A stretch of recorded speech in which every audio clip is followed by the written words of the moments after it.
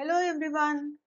Welcome to another science video lesson for class 7th, the second module of chapter 3, Fiber to Fabric. Silk. Silk is an animal fiber produced by the silkworm. Silk fibers are soft and lustrous, lustrous meaning shiny. The rearing of silkworms for obtaining silk is called sericulture. Silk fabric has a special quality. It keeps you warm in winter and cool in summer. The silk has a shimmery appearance because of the triangular prism-like structure which allows silk cloth to change the direction of light which falls on it at different angles. History of silk. According to an old Chinese legend, Emperor Huangti had mulberry trees in his garden. He observed the damaged leaves of the trees. He asked Empress Si Lung-chi to find out the cause of damaged leaves. The Empress found white worms eating up mulberry leaves. She also noticed that they were spinning shiny cocoons around them.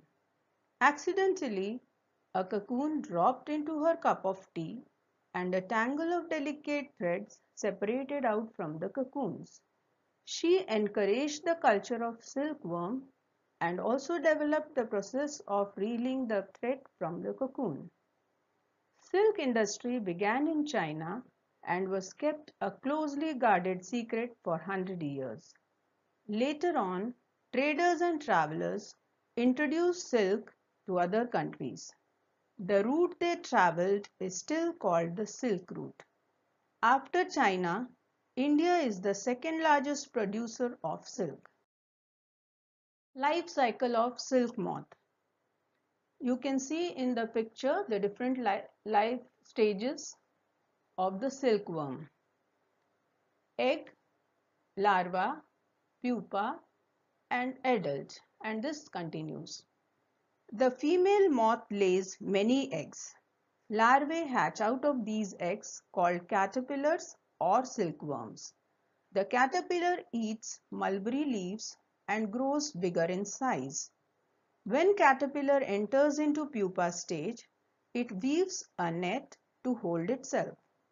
Then it swings its head from side to side in the form of the figure of 8.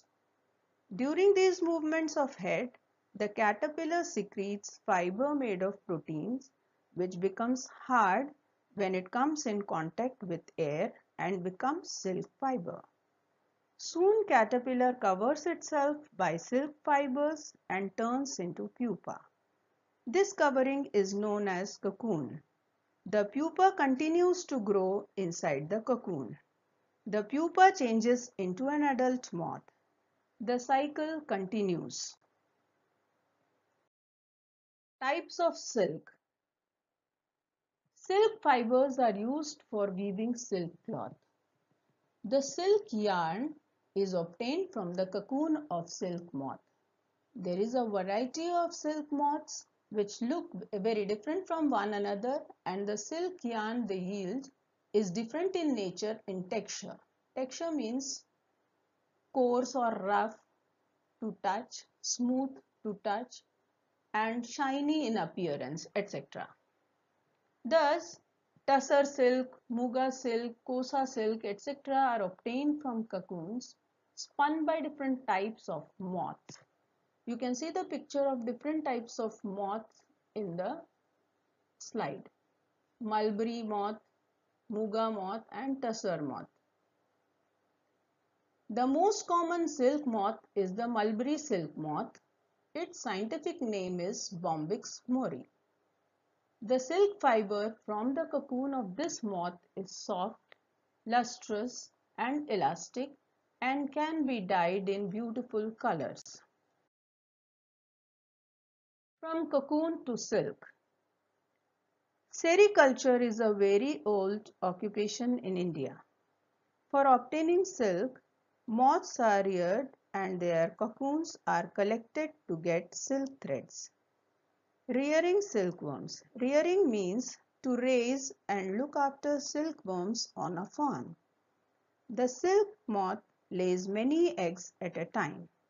The eggs are stored carefully on strips of cloth or paper and sold to silkworm farmers. The farmers keep eggs under hygienic conditions and under suitable conditions of temperature and humidity. The eggs are warmed to a suitable temperature for the larvae to hatch from eggs. The larvae, called silkworms, eat day and night and increase a lot in size. The larvae are kept in clean bamboo trays along with freshly chopped mulberry leaves. After 25 to 30 days, the caterpillars stop eating and start spinning a cocoon around itself. Processing of silk. You can see the picture of cocoons. A pile of cocoons is used for obtaining silk fibers. The cocoons are kept under the sun or boiled or exposed to steam. This kills the worm as well as loosens the filaments.